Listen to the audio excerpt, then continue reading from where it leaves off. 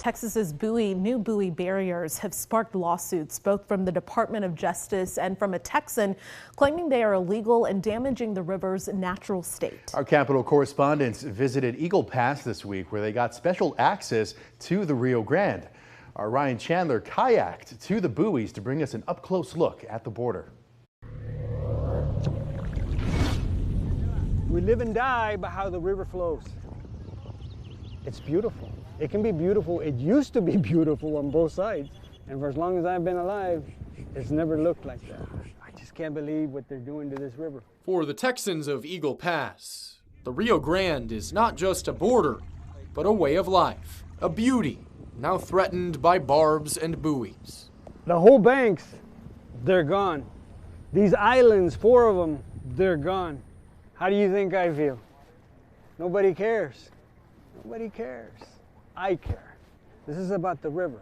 We joined Jesse Fuentes on the water to kayak to the state's new buoy barriers. He's trying to take them out and take Governor Abbott to court. Our community's hurting, our culture's hurting, our reputation is hurting, I'm hurting, the river's hurting.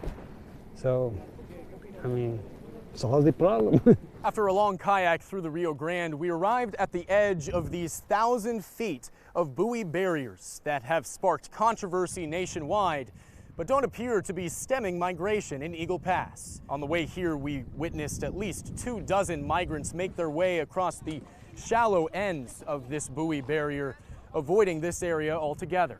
And if people don't take care of it, everybody's gonna suffer. Suffering was already painfully apparent. Cries pierced the early morning as we passed migrants young and old reaching the razor wire, undeterred by the buoys. Mejor futuro. A better future, Joanina says. After a 20-day journey from Venezuela, that motivation pulls stronger than the current. In Eagle Pass, Ryan Chandler, KXAN News.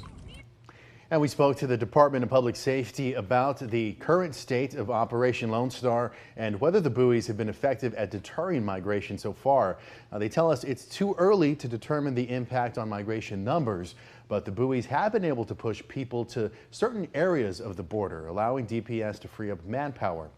The goal of the buoys, they say, is to deter migrants from attempting to cross outside of ports of entry and direct them to areas where they can seek asylum. Until then, until we can stem that flow, that is our focus for now, is to place any infrastructure, whether it be concertina wire, manpower along the Rio Grande River, or even now with this marine barrier. These are all effective tools. These are all preventive measures to discourage illegal border crossings. And this is just the first 1,000 feet of buoys, or just under a fifth of a mile. DPS says the barrier may soon stretch for several miles.